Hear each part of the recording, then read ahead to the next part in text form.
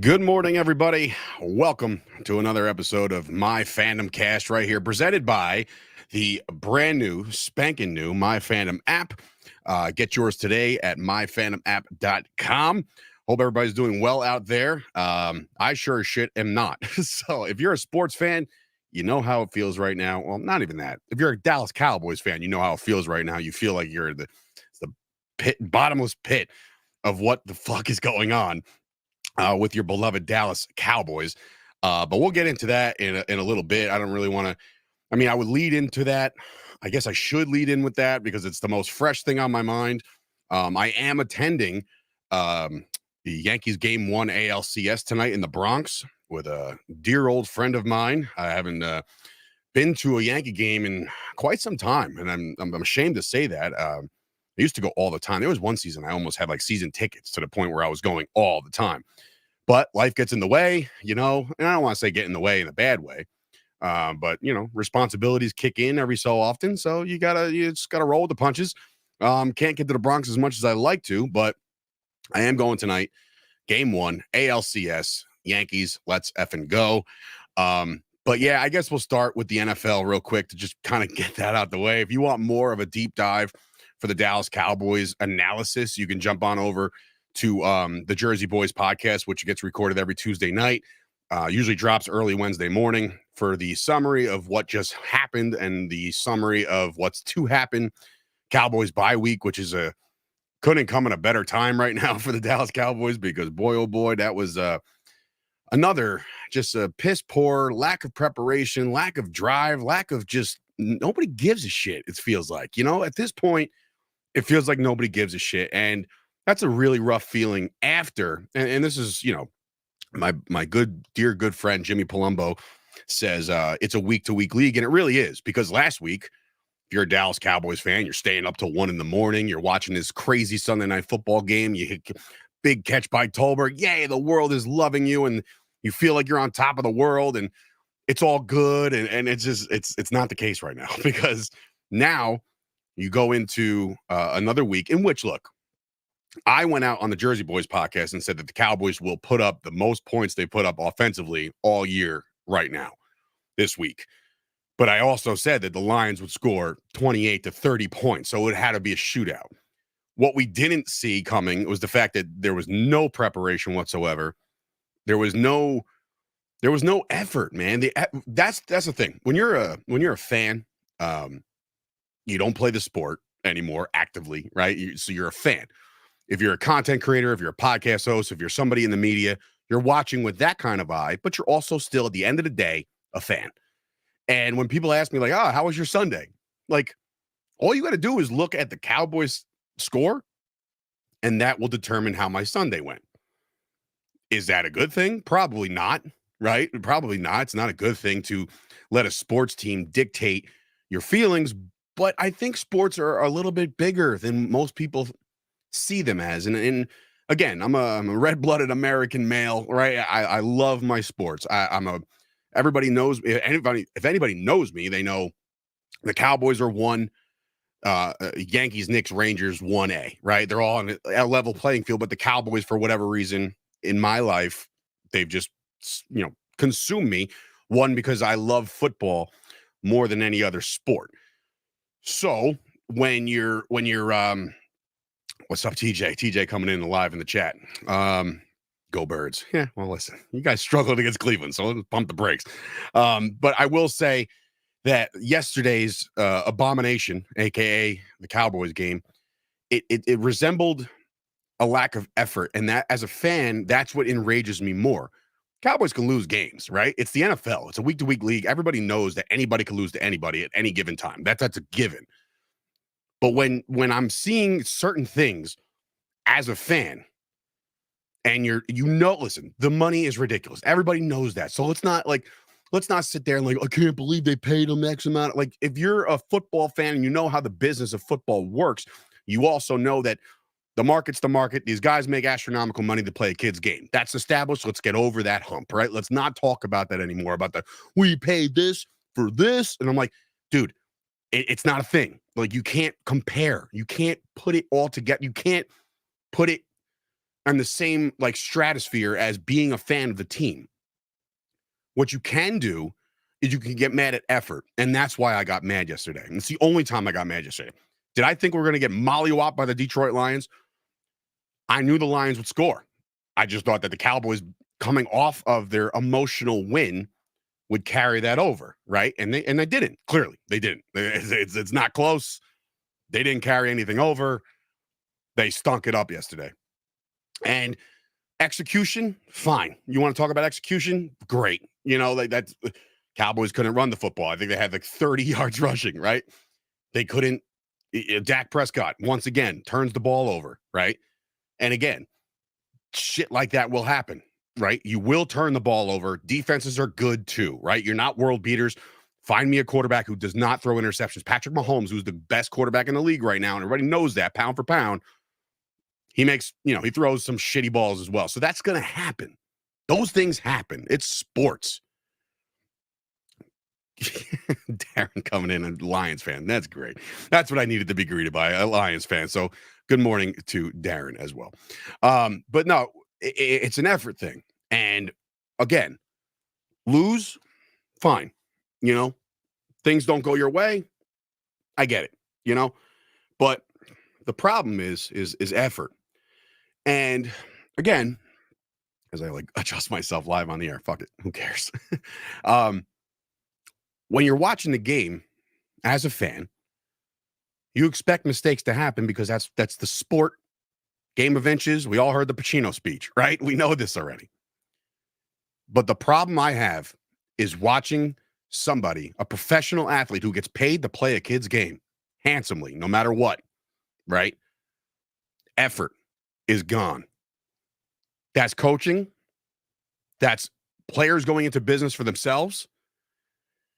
And I get it. Brian, I know the whole speech, by the way. Brian's coming in. Inches, great scene. I know the whole speech by heart. I used it in my first ever wrestling promo in practice once upon a time. Ask the boys. But no, it's an effort thing.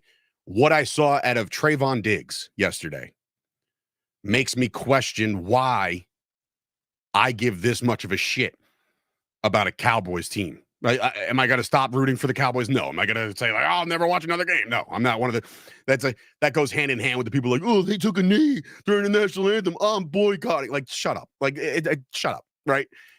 I'm talking about watching a player who gets paid $100 million, like Trayvon Diggs, fan on tackles, but not just fan on tackles. I get missed tackles. Missed tackles happen every week too. Every week too. Missed tackles happen. That's the game, bro. That's the game. It's running out of the way of tackles that drives me up a wall. You can't do what Trayvon Diggs did. First of all, if I'm going to call out Trayvon Diggs on a podcast or on a post, and I put it on Twitter, and I play the video for everybody to see in case you missed it, I'm never gonna at Trayvon Diggs, because guess what? He does things that I can't do. Right? I'll at somebody if I know I can stand toe to toe with them in either their respective sport or fight them like physically, then I'll game on, right? But not Trayvon Diggs, because again, he does things that I can't do. He runs a 4-something 40. You need a calendar to get my 40 time, right? So it's like I can't at him. So if you at players, stop. Just stop. You can't do it better. I don't give a shit. If you want to, that's why coaches don't have Twitters, right? Unless you're retired and you're off into the Twitterverse. Stop adding players. Because one, they don't give a shit what you say because it doesn't matter. But two, it makes you look a little bit more like a bitch. I'm critiquing the player from an outsider's perspective as a fan. I know I can't do what they do, but I get upset because of the lack of effort. What I saw Trayvon Diggs do last night was a lack of effort. He didn't want anything to do with David Montgomery, with anybody coming across the middle. He got burnt like burnt toast millions of times. It's an effort thing. The last touchdown I saw him like slam the turf. Buddy, that doesn't do it for me. I'm sorry. That doesn't show like, oh man, he's mad. He another blown coverage, another one that just burnt him down the line on a go route, right? Or when they're it's like he's expecting, and this is a schematic issue now. If he's expecting some help on the other side of the field, that means they're playing zone, right? That means, okay, if I can't catch him over the middle, guess what? The other corner or safety is over there to help. He's expecting this, and there's nobody there. So that's a schematic issue, and somebody missed the fucking assignment. Or they're playing man, and he just gets burnt. But the whiffing of the tackles and the just piss-poor performance out of everybody across the board. Usually when we do the Jersey Boys podcast, I'm able to pull something. Oh, well, the line played well. No, nothing. Zero effort. When these Dallas Cowboys get behind, they can't do anything. It is their MO. It is their formula to beat the Dallas Cowboys. You get up on the Cowboys, you will win that game.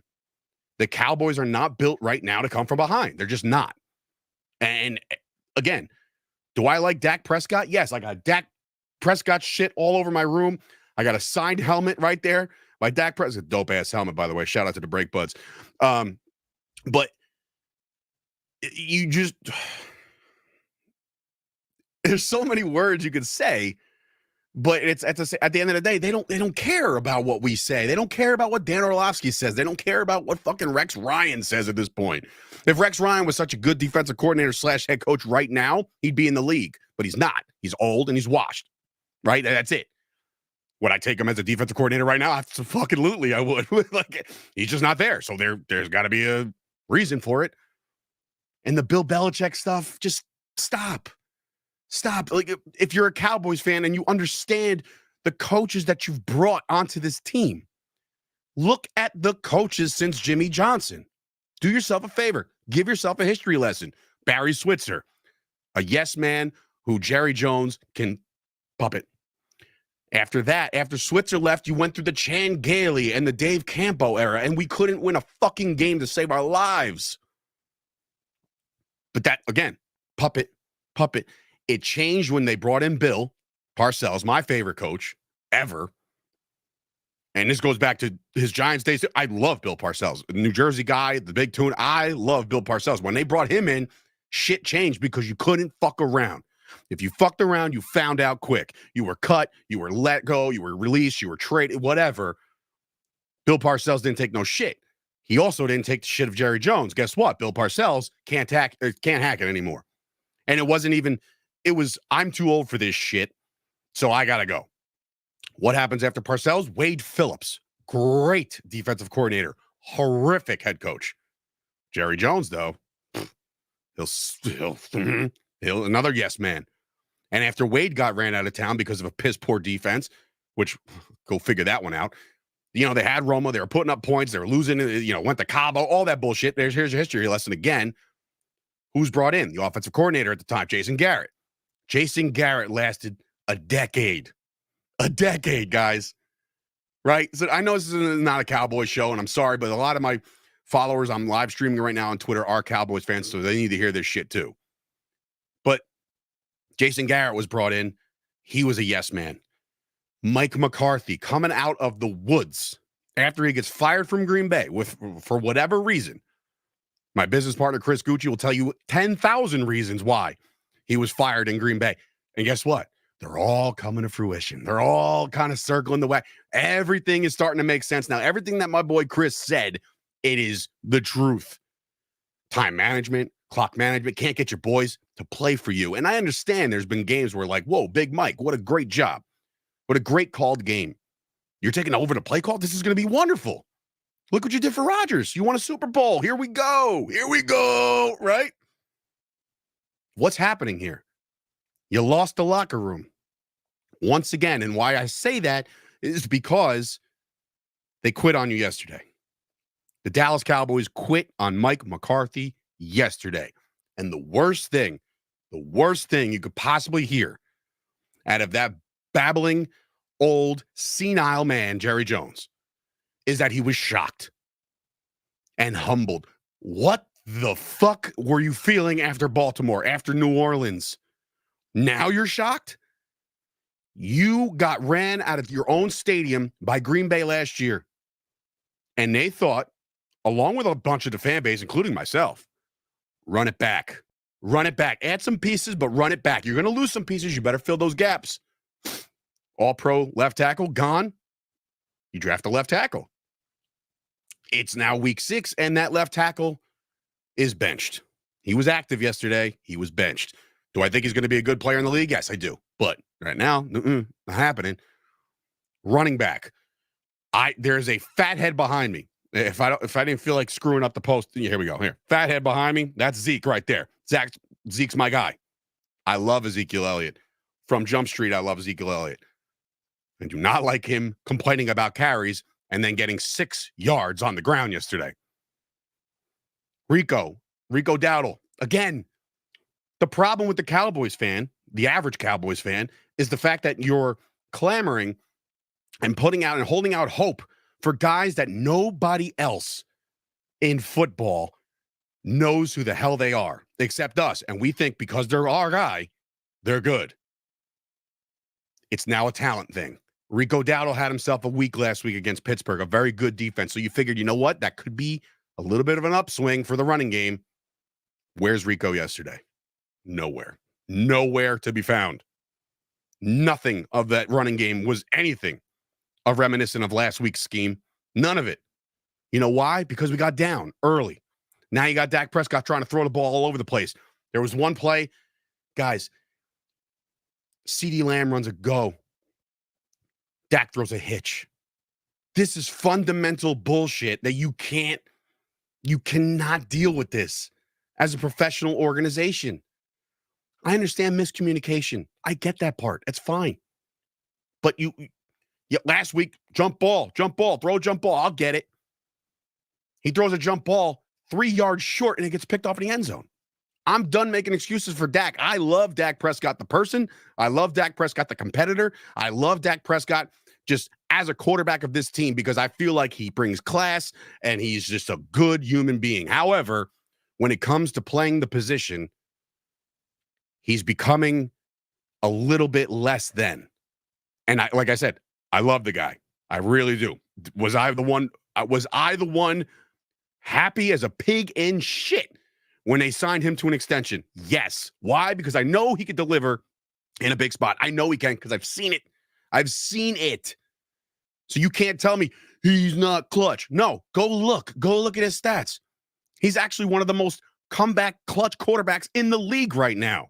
And if you don't buy that, I'm not making that up. You can fact check me. I am not a fucking politician. I'm not going to lie right to your face. I'm going to tell you how it is.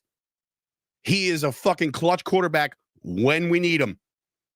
But yesterday, when the wheels fall off, again, if you're a Cowboys fan of a long time and you see these little things, Tony Romo, and I love Romo. I'm a Romo guy. I got fucking too many jerseys of his, right? I'm a Romo guy. But you knew as soon as there was a certain look in his eyes, whether it was too cold out or whether that one pick really rattled him, you knew it was going to be a long day to be Tony Romo. Dak has that too. Because when he makes a mistake, he'll run over to the sidelines. He'll put his fucking face in the iPad as if, let's go check out the coverage. I got a wrestling friend, Bull James. He has consistently said that Dak cannot read a defense. And I said, dude, come on, stop. It's Dak. He's fine. Right? The interceptions at opportune times. There was plenty of times yesterday. So, if they get points out of this drive, it's still a game. But there was no points because there was a turnover. Right? They turned the ball over 6 fucking times yesterday. 6. Fumbles left and right. We're all clamoring. Let's get Ryan Flournoy in there. Let's see what he's got. He gets his first NFL catch and puts the ball on the carpet. A wacky play nonetheless. Yeah, somebody's, he touched it out of bounds. Should have. It doesn't matter. He got the ball punched. Everybody's learning the punch out. Everybody. If you're a defensive player, you know how to punch the ball out. Peanut fucking Tillman style. I'm off the chains. I'm off the rails right now because the effort and the Cowboys fans out there. And again, some of you, I love the beat reporters, the guys in the locker room. I can roll them off quick in the locker room. Patrick Walker, no C, my favorite guy, the tribal chief of Cowboys Nation. I love Patrick Walker. Jane Slater, love her, right? Harris, Nick, I think it's Nick Harris. He's another guy. All the Dallas Cowboy beaters. David Hellman, former Cowboy guy, now on Fox Sports. I love these guys, but they will also tell you how it is. The problem is the Cowboys fans out there still hold on to this glimmer of hope, this glimmer of don't worry about it. Guys, when I was walking out of MetLife Stadium after a win over the Giants, which again, it's euphoria when the Cowboys beat the Giants and I'm in the house for it. I haven't missed a Cowboys-Giants game in, I don't know, decade, maybe more. But when I'm walking out of that stadium and you got Cowboys fans yell, how about that, Cowboys? I'm like, did you guys watch the same game? Because nobody should walk out of here happy. But that's just the hardcore fan in me. And credit to the Giants. They played well, right? Then they played real good the next week. And then last night they couldn't score. So, whatever. They're a 2-4 team. You are what your record says you are, right? But, excuse me. I just don't understand the fans that hold on for dear life and keep pumping money into the Jones family. The only way you hurt the Joneses is in their pocket. And I understand they got a million quadrillion investments where they, the Cowboys are a moneymaker, but at the same time, they probably got a million things in oil and this and that. I get all that, right? But you keep showing up to the games. Four blowouts in a row at home. I'm going back to January with the Packers. And then the embarrassments you saw this year alone. Now, the Cowboys are 3-3. They're a game out of first place, right? So everybody, it's early. If you don't know what you're looking at 6 weeks into a season, now the first 2 weeks, I would say, you know what? Nobody plays in the preseason, right? Nobody plays in the preseason. So let's give them some time. We didn't have fucking CeeDee Lamb for anything in the preseason. No training camp, OTAs, nothing. Net zero. So I said, all right, give them a couple weeks. It'll be fine. Now you're 6 weeks into the year. You're about to enter Halloween. You're about to enter the harder part of your schedule, believe it or not, right? Here comes San Fran. Here comes Philly eventually. Here comes all these other teams. Atlanta, they're still rolling.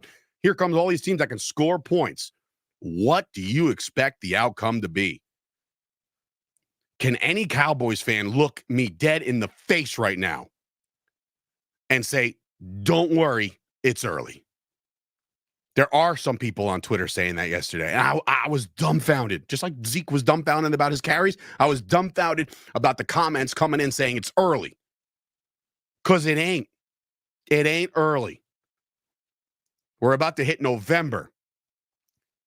They're about to ruin another Thanksgiving. Because if you think the Giants are coming in there laying down, no matter what their record is, they ain't. You got two trips with the Philadelphia Eagles. You got 2 trips with the Washington Commanders. What do you actually think this Cowboys team can do right now? Because right now, all I see is wrong. Wrong. It is beyond anything I've seen as a Cowboys fan because of effort. That's the word of the day, guys. Effort. Last week, when Dak's not blinking, not blinking. Don't worry. We'll get out there. We'll drive it down the field. We'll win the game. Boom. Done. Perfect. Last night, nobody was behind him. Not a single person. Leave it up to Fox to put the fucking camera right up CeeDee Lamb's nose to make sure he's not popping off. And it's to the point where, and I know some of the comments coming in, Jones is going to step aside and, it's all going to be good and they're going to fire Mike McCarthy. Guys, Mike McCarthy is not getting fired. He's not getting fired. Jones owns him, plays him like a puppet, sticks his hand up and fucking because that's where we're at. Again, if you're a Cowboys historian, you know that we haven't had a firm coach since Parcells, and before that was Johnson, and before that was Landry. It's like, what else you got? What else do you have right now? And everybody, I can't wait till Ben Johnson's the new head coach of the Cowboys, the offensive coordinator for the fucking Lions. And shout out to the Lions. Go fuck yourself, Detroit, because you know what? You're still bitter about last year's bullshit. We beat you the last 6 times we played you, and now you're lining up fucking Dan Skipper as a fucking wideout. Because you're pricks. And that's fine, because you know what? Karma comes around no matter what. And guess what? And I don't like this. I hate injuries. But Hutchinson, you lost him for the year. So miss me with the trick plays up 30. That's Bush League shit, and if we see you again, it might be different, but it won't. You know why? Because we have a bunch of soft-ass players on this team that won't go to battle for a team that's down and out. They're struggling. That's when you have to pick it up. 3-3. 3-3, guys. If the team was 0-6, it would make sense. But the problem is they tease you, and they show up in Cleveland, which Cleveland, by the way, is a horrific football team. So how much do you credit that win? You beat the Giants. You barely beat the Giants. You crediting that one, and then you take it to overtime against a Steeler team that couldn't score points. And by the way, they scored points against who? Vegas. Vegas sucks. Right? So it's like the 3 wins that the Cowboys have right now are not, I'm not like, oh, man, don't worry. Like, you should be worried. You should be worried. If you're a Cowboys fan, it's going to be a long season. But they'll fuck around and finish 9-8. Watch. They'll finish 9-8 and get to 7. And then the fans will go nuts because it's the playoffs and Mike McCarthy and here we go and all this other shit and Jimmy Johnson. Jimmy Johnson. No. If you're going to gut it. You want to rebuild this team? You can rebuild this team around Dak Prescott and CeeDee Lamb on offense. You can. You already built the offensive line up, and you're trying to at least.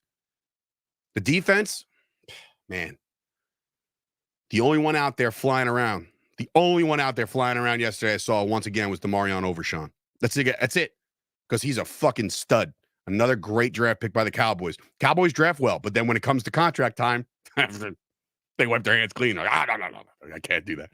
Contract extension? The fuck out of here. It's like they lose their ability to be a good organization when it comes to what did you expect when you draft a guy like CeeDee Lamb and Micah Parsons and these guys that are going to develop and really be really good over time? But then they're like, guess what? They're not unlimited contracts. They don't last forever. They're going to come up and you're going to have to pay them if you want them. We've let other stars walk out the building. It's horrible. DeMarcus Ware, one of my favorite Cowboys. Shout out to Troy State, right? Or Troy fucking University, Matt Martinko's fucking alma mater, I think. But some of the greatest players get drafted by the Cowboys, and then you let them walk out the door, and then they find success elsewhere because they went to an organization that knows how to run an organization. This is the worst that I've been with the Cowboys right now. But I'm smiling, right? Because I'm smiling because it's just like, I know the problem. You can't sit there and let's diagnose the problem. Let's figure out what the problem is. It's effort. It's fucking effort, and it's not close. It's not close. That is exactly the problem of this Dallas Cowboys team. It's not lack of execution because they could score points. We've seen them score points. We watched them last year score points. And guess what? Look around the offense. I was talking to my brother about this yesterday. Look around the offense. It is the same goddamn offense. You took away Gallup, you got Tolbert. You took away the left tackle, you drafted. Is that the biggest shift in all this? No. You lost Tony Pollard. You replaced him with Ezekiel Elliott. And that's the problem. And once again, I love Zeke. But you thought you were going to run this shit back and be this powerhouse offense and go 8-0 again at home when now you can't even fucking score at home, let alone win a game. It's gross. It is gross. It is malpractice what they're doing it right now. What they're doing right now is malpractice because Jerry Jones will never, ever, ever step aside. He won't. He's got too much pride. It's a family-run business. It's a family-run business, guys. It ain't a fuck. We don't have even the Maras of the Giants. Even there's the owners of the Steelers and the fucking and the Bengals and all these wholesome, great owners. But they got football guys back there. Their GMs are football guys. Look at the Eagles. I don't like the fucking owner. Was it Jeffrey Lurie, right? But Howie, that's the GM. He knows football. He gets the players in the building. He said, pony up. We're a running back away. Let's get Saquon Barkley. Boom, they're done. And now they're playing, again, they're 3-2. It's not like they're world beaters right now, but they give a shit because they know what they're doing. Jerry and Steven with the I like our guys and we have all these players at home and all this other shit. It's a running joke right now, and the fire the GM hashtag on Twitter. It's stupid. You know why? Because it ain't going to fucking happen. It'll never happen. So stop. You're wasting keystrokes. You're wasting your breath. You're wasting your energy. It's the Cowboys episode. There's so much good sports happening in my life. The Knicks are about to start, and they look great. They're 3-0 in the preseason, right? The Rangers played well the other night. You got the Yankees in the ALCS, and here I am bitching and moaning about the Cowboys because they're the worst run team that I like. And there's days where I'm just like, you rip your hair out because you just can't. Brian's going to take a deep breath. I can't breathe right now, dude. I can't breathe right now because the Dallas Cowboys have ruined any sense of football success that I wanted in 2024. Straight up. There's no, I can't sit here and pretend that they're going to write this shit. And again, I know what's going to happen. It is clockwork, guys. They'll fuck around and beat the 49ers. Watch. And then, Cowboys, and then, how about them Cowboys? Right, oh, yeah, we beat the nut. And then the following week, they'll go home and get sparked again. This is a 500, sub 500 team that they put out there right now, guys. That's it. That is the worst team that I've seen them put out there when it comes to guys that are going into business for themselves, missing tackles, not even trying to tackle. Dak Prescott's got one guy to throw to, sometimes Ferguson. They got no running game. Their offensive line is just kind of in flux now. They're trying to figure that out. 6 weeks into the season. Let's try to figure it out. There's no way to figure it out this deep into the season. There's nobody out there that you can get off the bench. When they signed, what the fuck is his name? The big dude, Jason Peters, right? The guy was 40 years old, 200 pounds overweight, and they're like, come on, play left tackle. What the fuck are we doing? If you got, again, I can't stress this enough, man. I need the Dallas Cowboy fans, specifically on my Twitter feed, because some people agree with me, and some people are like, nah. It's a deeper issue than Trayvon Diggs missing a tackle. No, it's not. It's Trayvon Diggs not trying to tackle. It is these guys that are on the line that are just dodging, jumping out the way. They're playing dodgeball. The running back is the ball. They are jumping out of the way. It's disturbing. It's an effort thing. And the Cowboys are in trouble right now because of effort. And trust me when I tell you, I've played the game. I've been coached. I'm a very coachable person, believe it or not. Yeah. Aaron coming in. Aaron Luna from Twitter right now. Again, miss me with the it's still early. Guys, we see what's the writing is on the walls, man. It's not like, it's not like we're sitting here like, well, if they just tweak this here, they'll be fine. Guys, does anybody actually believe that if Micah Parsons and DeMarcus Lawrence and Kendricks were on the field yesterday, that there's a different result? Because there's not. There's not. And if you think that way, you're wrong. And again, I'm not trying to insult your intelligence, but watch what you're watching. Really dig deep. Just get in the dirt. Figure this shit out. What are we missing? Shit ton of stuff, right? And it starts with effort. And that's when I say, when I mention coaching, coach can't get them up. Coach can't get them up. And again, when you're in the locker room after a Pittsburgh win, you're feeling good about yourself. Oh, this one's for Mike. Here's your game ball, Mike. You won one for your city, Mike. You're a Pittsburgh guy through and through, blue collar. Again, bro, great. When you win, yeah, things feel good. I felt great, but I knew it wasn't a world-beating performance. We're not the Texans. We're not the Bills. We're not these teams that can put up points at will. We're not the Lions. We're not the Vikings. We're not the Packers. I don't know where you find these wins the rest of the way. I don't know. But again, this is the Cowboys here we're talking about, so they will F around and find themselves at 9-8 within striking distance of a wild card spot, because why not? Why not? The networks would love it. You want that. Who's going to play that standalone game on Monday night? Oh, I know. I know. like, I hope it's resonating with Cowboys fans right now. And again, this isn't a Cowboys podcast, but again, it's a platform that I talk sports, and I'm a Cowboys diehard, and everybody knows that by now if you know me or you follow me or whatever. But man, it was just it's one thing to lose, because I've seen them lose a million times. I actually was going to do the math today from the time that I was born, 1985, right? You're not able to obtain football knowledge until, I don't know, my daughter's 5. She knows numbers now. Yesterday she walks up, Daddy, the Cowboys have less than the Lions. I said, you know what? I'm proud of you, honey. I am, because you can count and you know your numbers at 5. But I want to say I was probably able to pick the game up a little better at 7. So 92. Oh, what happened in 92, right? 92. I'm able to watch the Cowboys win a Super Bowl. 93. We ran it back, did it again. 95. I remember specifically watching that Super Bowl with my dad in his apartment. And I remember specifically starting to cry when Bill Cowher called for the onside kick. I was 10.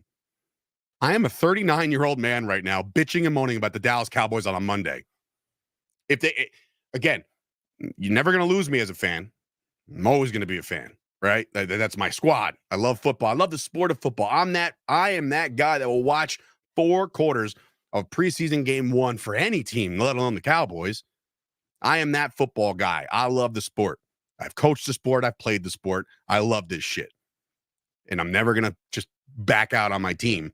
But I really hope that the people that follow me in this journey of talking Cowboys, that you follow me in a way where I'm not like this negative guy. I'm not. I'm a very positive person, believe it or not. And this took years of therapy to try to do this, right?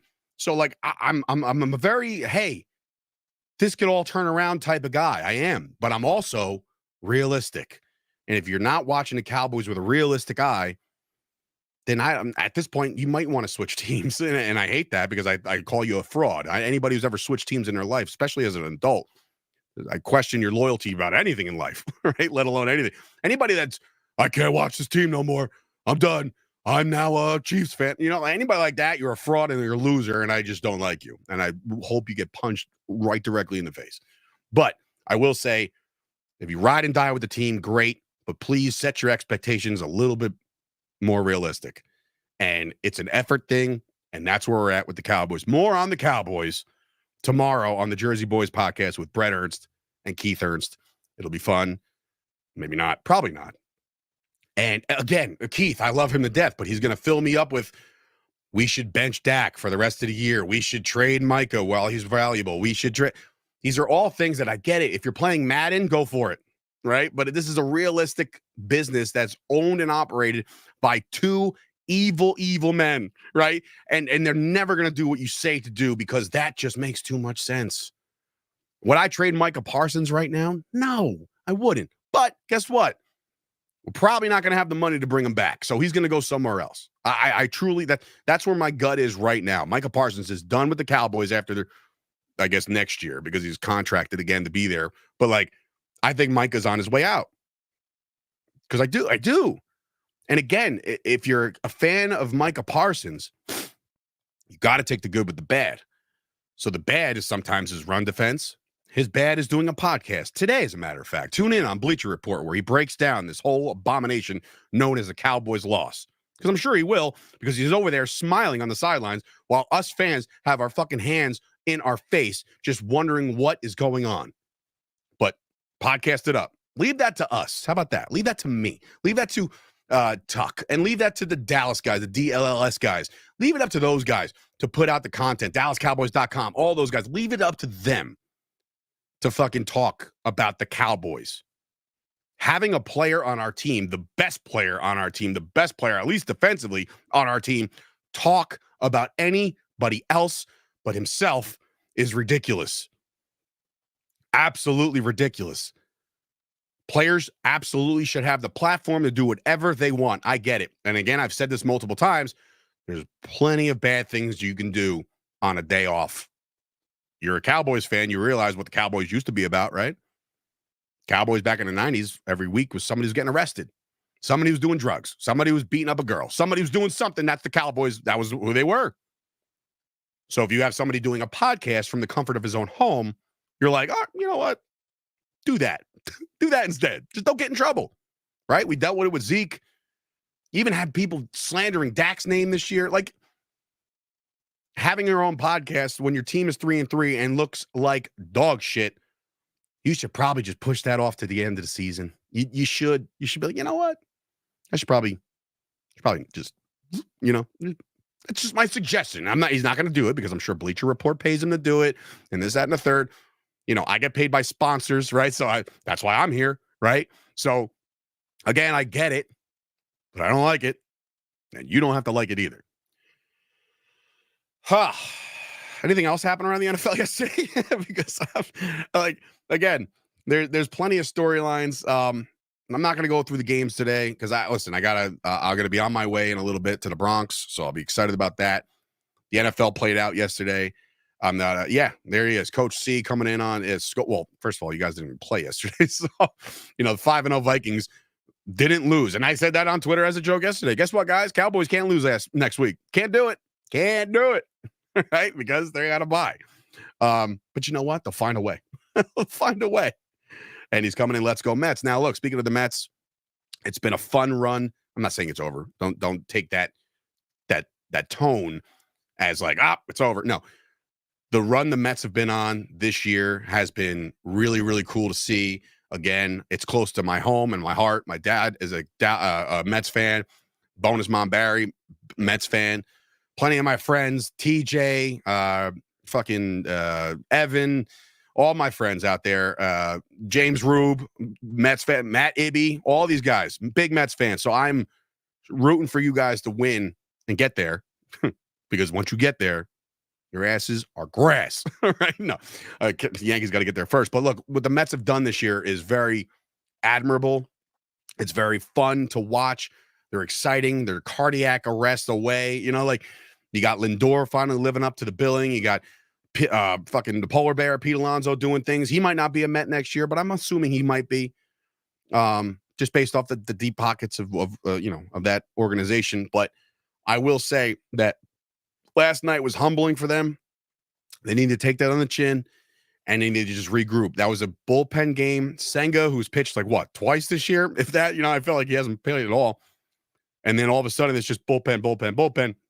And you pick your poison. If it wasn't Ohtani and those guys, you're Mookie and all it's a fucking stacked lineup, guys. But then you're like, well, if it would have been the Padres, maybe it would have been. No, man, it's Tatis, it's Machado. It's like the both of those teams. You pick your poison, you're going to deal with some shit. All right, they're the number one seed, coast to coast. They're the best team in the NL, coast to coast, meaning start to finish, best team. You get hot in the right time, you can give them a run for your money. The Mets got punched right in the face last night, and I fully expect a split in LA. I do. I think the Mets are going to win today and get back in that series and make it a 5-game series going forward, and they get to get the Citi Field. And Citi Field's got some magic. And I'm not talking about Grimace. I'm not talking about the Oh My God song. I'm just talking about the fans and the electricity of playoff baseball. You get back home, tied 1-1. I like your chances to do something special. You go down 2-0. I don't know. I don't know if you can win 4 out of 5 games. I don't know if the Mets are capable of doing that. So today is big. Today's very big for the Mets, and I think they get it done. Now, as far as the Yankees are concerned, they punched their ticket over the weekend. I believe it was Friday, right? Thursday or Friday, one of those days. ALCS bound. I'm going to the game tonight. I'm very excited about that. Going to load the car with some beers, have some good times. Look, the Yankees team is flawed. We all know this. If you listen to anything that I've said over multiple podcasts, the Yankees are a flawed baseball team. They got some problems. Judge in the playoffs has not been good, but the last game, the clincher, starting to hit the ball a little better. So now I fully expect to catch a home run in the left field bleachers tonight. But no, if he gets going, Stanton's locked in right now. You're going to get what you're going to get out of the back end of the lineup. And I understand that sometimes you want to piece it all together, and they're bringing in, Birdie. It's just like, oh God, man, like, is this the fucking team? Right? Because then you look at guys like Glaber who have delivered again in the playoffs so far. The pitching is everything. What they've done in that bullpen is friggin' fantastic. They've played a wonderful, wonderful bullpen game. And you know what? You have to do this. You got to credit Boone. You have to. I'm sorry. I know there's a lot of Boone haters out there. I'm one of them who thinks that he's coasting just like every other Cowboys coach, right? He's coasting. He's going to be fine. He's not going to get fired. But what I will say about Aaron Boone is that he's managing that bullpen very well in the first series of the playoffs that they were involved in with the ALDS. They have not given up one run, 0 earned runs out of the bullpen in 3 wins, right? So that's huge, huge. And I think at this point, you know, if you're going to be looking for a Soto contract, this is the time to leave your legacy in the Bronx tonight, this series alone. It's Cleveland. They're scrappy. They've gotten guys that have given us heart attacks, specifically last year. Rock the baby, all that bullshit, right? It's we got to deal with that garbage again, right? Scrappiness. That's what it takes in the playoffs. That's why the Mets are where they are. They're a scrappy team. The Cleveland Indians, forget it. Fuck the Guardians. The Cleveland Indians are a good baseball team, and they know when to put up the runs when they need to. Crooked numbers in certain. They're a good baseball team. So I don't expect the Yankees to steamroll anybody. But it's Rodon and it's Cole in game 1 and 2. You have to take advantage of that. Their bullpen is held up. We watched Clay Holmes with a little bit of a resurgence, not as the closer. Can't say enough about Weaver, man. He is my guy right now. That dude's got ice in his veins for the Yankees right now. The bullpen is fantastic. Let's see them score some runs early tonight and try to get up on a team, right? Once you get up and you get to the bullpen, I like our chances, but you got to get up first. Got to get up first. 1, 2, 3 in the first. Get some runs, put it up, do your thing. I think the Yankees will do that. Specifically because the last time I was at a playoff game, I watched Didi Gregorius launch one into the night, got doused with beer, not my own. I hold on to those $18 beers. Some people just don't give a shit, and they just roll down here like, it's all here, great. I think they get it done tonight. I hope so, at least. Obviously, as a fan. But then tonight, you got also, besides the Mets and the Yankees, you got the Jets coming back after their whatever you want to call that, the firing of Robert Saleh, the hey, I know you're our offensive coordinator, Hackett, but you're not going to call the plays anymore. The Jets are, I don't want to call them in dysfunction because I think this is all good stuff for the Jets. I picked the Jets to go to the Super Bowl in the AFC. Let's not make no mistake about that. I predicted Aaron Rodgers to have a fantastic year with the loaded offense that they got between Wilson, Lazard, fucking everybody over there. Even Conklin at times can deliver. Breece Hall, you drafted the running back. The kid is unbelievable. Braden Allen, he's just, again, Jets are loaded. They just couldn't put it together. Robert Saleh was fired in London. Why? You want to know why? Because they have an owner who understands that the team is not responding any longer to the head coach. It's an experiment that went south. Robert Saleh is going to be a great defensive coordinator somewhere else next year. 100%. Bring him to Dallas, right? I love his energy. As a defensive coordinator, that dude was a savage with the 49ers. Savage. I loved him. I loved his energy. I loved his, fist pumping and chest bumping and all the shit that Robert Saleh has produced as a defensive coordinator for the 49ers. Great. Love it. But as a head coach, he's Wade Phillips. Just straight-faced, not a lot of emotion. Tried to hug Aaron Rodgers. Aaron Rodgers almost shoved him over. It's like, it was in disarray. The Jets have to get one tonight. And normally, when you go into a new interim head coach, and Ulbrich is another savage, reminds me of me once upon no, it reminds me of just like a Brian Bosworth, but with the actual talent in the pros. I think that the Jets have to come out and leave their mark on tonight. And I'm not saying they're going to blow the doors off of Buffalo. Buffalo's the better team, I would think, right now. But on paper, again, I put the Jets offense on paper up against any offense in the league. Any offense in the league, I'll put the Jets up. Because I still like Rodgers, and everybody's out there, oh, he's a statue. Guys, he's coming off an Achilles tear. He's 40, going to be 41. He's not a spring chicken. He's not Tom Brady. However, you give that guy time. If you give him time, he will hurt you.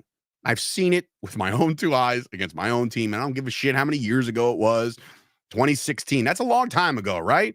8 years ago. He broke my heart as a Packer. But guess what, man? Aaron Rodgers is still that dude. He will still thread the needle. He will still put the velocity on it. There are some balls I think that are going to go through his receivers because of the velocity he puts on it. Just got to give him time. Give him time. Give the Jets time. This is a new regime for the Jets, and I think this might be one of those things that we've seen it. We've seen a head coach get fired, and then the interim coach comes. Look, Antonio Pierce last year, right? I saw it. We've seen this happen before. We've seen this song and dance before. The Jets can absolutely get back into things tonight by beating Buffalo. 110% can. Will they? I don't know. I'm not picking them. I'm not picking the game. I'm not going to be like, the Jets are going to win. No, I have no idea. But there's something to be said about a player's coach. And I understand you don't want to be buddy-buddy with them. And that's why, again, yesterday when the Cowboys were getting throttled, I said, all right, you know what?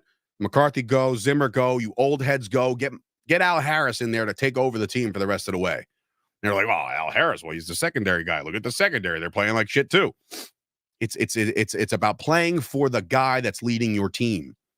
Right now, the Jets have a chance to play for the guy that is leading their team. It's a brand new start. If it's an 0-0 record, I understand you're 2-3, but it's 0-0 for the Jets right now. They have a chance to still make noise in this season if they just get it together and Aaron Rodgers has some time back there to throw the football.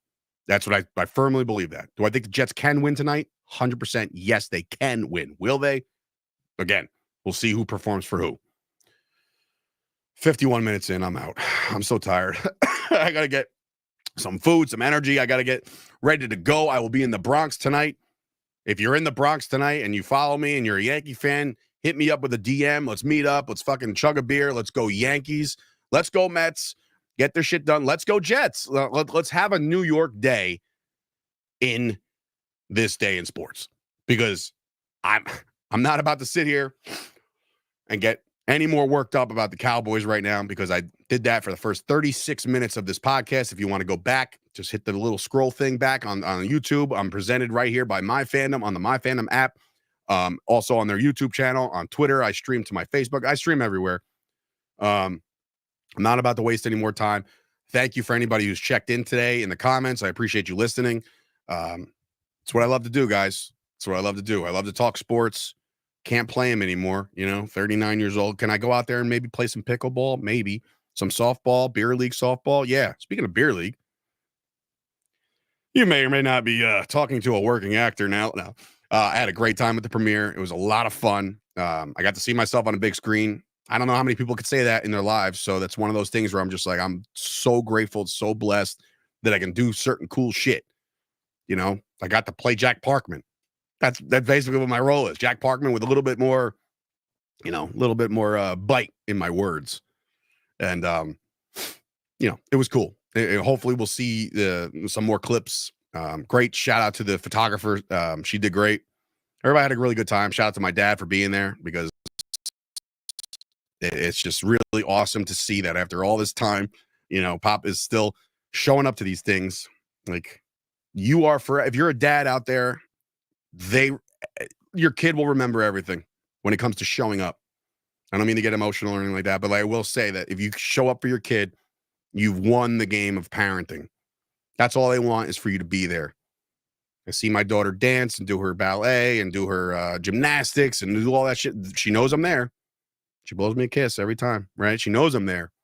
So for my dad to show up to a 39-year-old's premiere on a big screen movie, that's awesome, because I just feel like he thinks that it's not a joke, And I know there's a lot of people out there that might look at a lot of the things I do as kind of, maybe rolling their eyes, and they're saying, man, this kid's still at it. I say, kid, this old man is still at it. Yeah, because I got air in my lungs. Maybe not after today. There's a lot of yelling today, but it's awesome to continue to chase this, what seems like an impossible dream, but it's the motivation that I got at home and the motivation that I got, with my dad showing up to some really cool shit. My dad's seen me wrestle. My dad's watched me play sports. My dad has come to flag football games, flag football. softball. None of this shit matters in the grand scheme of life, but there he is. You show up for your kids. That's how I'll end it. Show up for your kids. Have a blessed day, everybody. Enjoy the New York sports. Let's go Yankees. Let's go Mets, and let's go Jets. Get it all done for New York. We need some positivity, or I need some positivity. Good night, everybody. And as always, how about them Cowboys? Yeah.